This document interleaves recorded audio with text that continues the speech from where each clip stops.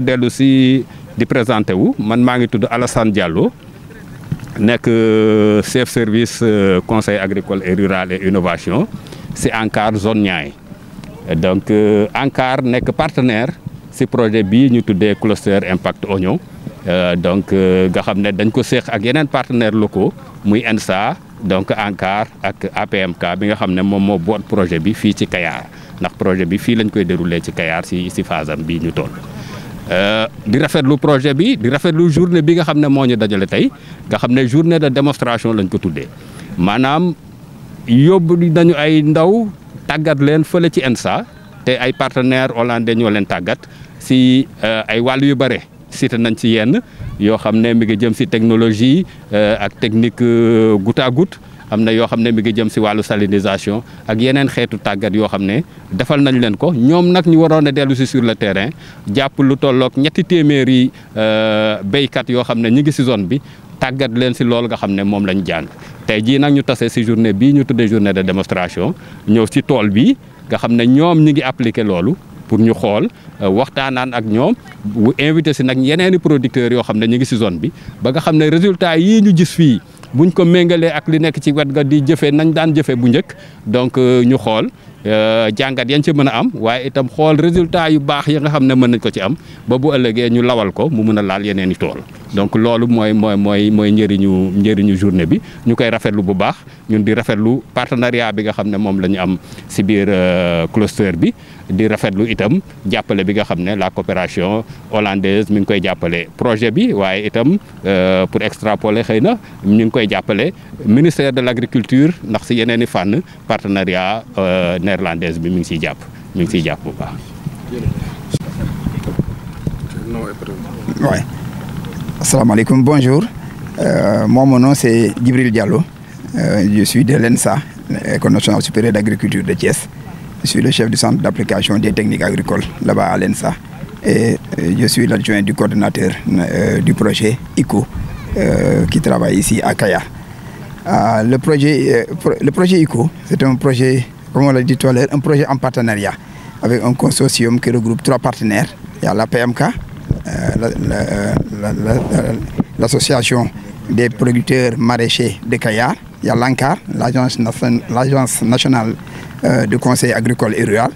et il y a l'ENSA de Thiès, l'École nationale supérieure d'agriculture. Et donc ce projet travaille en partenariat avec l'APMK. Le projet est dénommé projet ICO. C'est un projet d'une durée de 3 ans et on en est à la 2e année du projet. Et ce projet est un projet qui insiste beaucoup sur la formation des formateurs.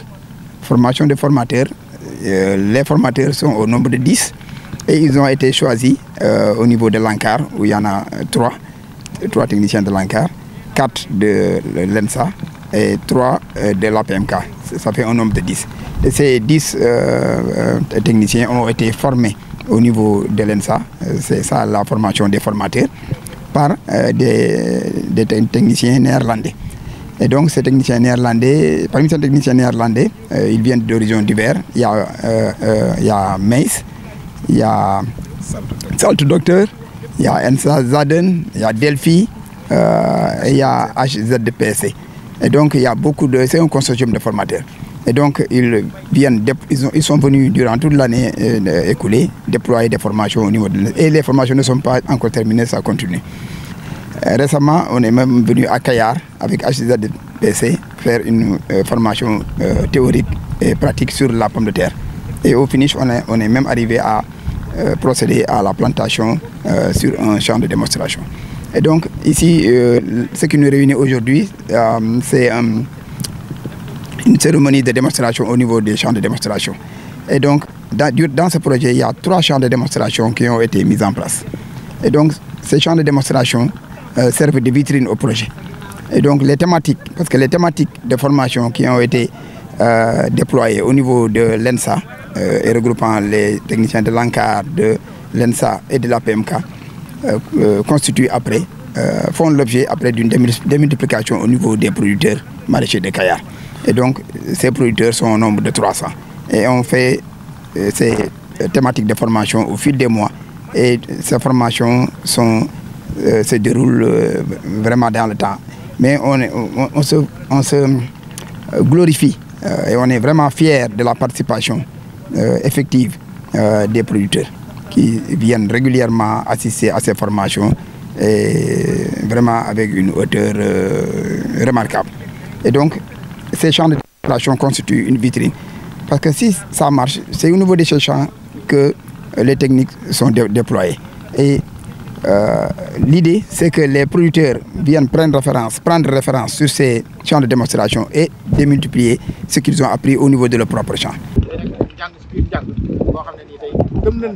projet bi mën na fee am résultat boo xam ne boo liggéey kenn du ko fàtte ndax li ëpp solo ba ëpp solo mooy béykat yi néew bi nekk ñu jàpp ne ñoom ñoo xam-xam ñëpp néew boobu jógee bi nga xam ne am na ñu am xam-xam ñoo xam ne tey bu ñëwee ñu boole kaag li ñu yor bu boobaa dina gën a nekk njëriñ soo xam ne tey si béykat lay doon te dina nekk njëriñ itam si réew mi ndax itam projet bu toll nii bu ñëwee def direct ak producteurs yi def direct ak kuréel bu mel ne APMK nga xam ne moom mooy association benn bi nekk si commune Kayar bu nekk loo xam ne tey béykat yi nekk yëpp si la adhéré wu day gis ne lu am solo njëriñ la loo xam ne nii day boo déggee dina gën a am njëriñ si béykat yi ba nga xam ne bu béykat yi duñ gën a mën a gis seen bopp si formation bi gis seen bopp bu baax a baax a baax ndax formation yi wax dëgg yàlla doona musta am xeet formation yu mel nii yàgg na ma defal formation nag man sama classe gi yàgg naa topp ay projet ay PADE nag ay paysans yu bëri projet yu bëri jaar naa si mais xeeti formation bi da bokkul ak yeneen yi ndax yeneen yi yu bëri léeg-léeg dana laa jaaral nooy def ba bay boo bayee nooy def ba mën a am foo denc nooy def mën a am xaalis yeneen côté yi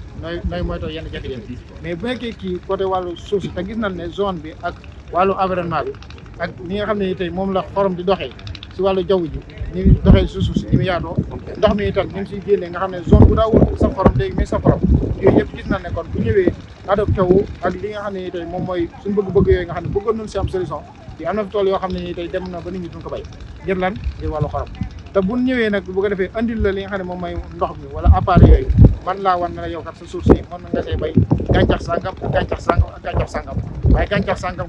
mënoo ko see bay ndax lan fi taux de salinité toll du mën a adopté ak gàncax yi waaye dina mën a adopté ak gàncax yi kon da ngay gis ne kon loola njariñ la loo xam ne bu fekkoon ñëwul xam-xam boobu du gaaw génn kon gis nañ ne wax dëgg yàlla loola lu am njariñ la bu ko defee gëm nañ ne dina nekk loo xam ne nii ëllëg avantage bu rëy mën na si gën a am te bu ëllëgee yeneen ñi nga xam ne ñoom ñooy yor ay projet itam bu ñëwee di def nii nga xam ne dañ lay defal formation ba pare dem si terrain bi nga xam ne loolu la jàngal fii boo demee ñu appelé ko fee ñu xool lu sa dul noonu ñu mën kaa joyanti ba nga xam ne lépp nga mën a jaay yoon. da ngeen jàpp ni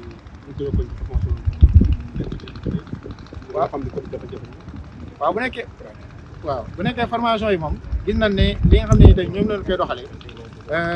am na njëriñ lool ndax dañoo xool li nga xam ne tey ñun moom lañ bëgg si li nga xam ne mooy formation bi ñu ñëw viser foofu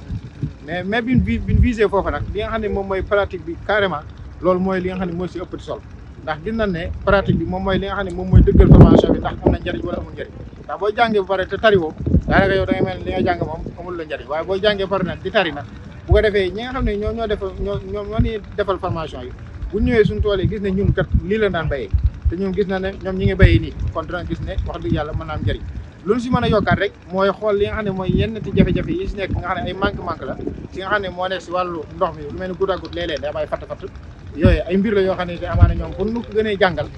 ndax bu ñu yor woon goutte à goutte duñu xam ne goutte à goutte day fatt wala nii day fatte waaye comme yor nañ ko xam naan am na yoo xam ne tur yoo xam ne day fatt léegi tur yooyu nag lan moo koy fatar ñi non waroon ñu koy defal ci formation yi loolu bu ko defee mu nekk xam-xam benn xam-xam boo xam ne dañuy yokkaat ñaareel ba itam nan la mën a def ba puissance ndox mi itam bu boobaa ñu mën kaa yokk wala boog ñu mën a andi yeneen xeeti goutte à goutte yoo xam ne yi tey ba tey day gën a jox li nga xam ne moom mooy ndox mi quantité bi gën a doy ndax boo xoolee yeneen suuf yi ak yeneen zone yi suuf booba daa wuuteeg suufu Kayar bi suufu Kayar bi dafa yaraax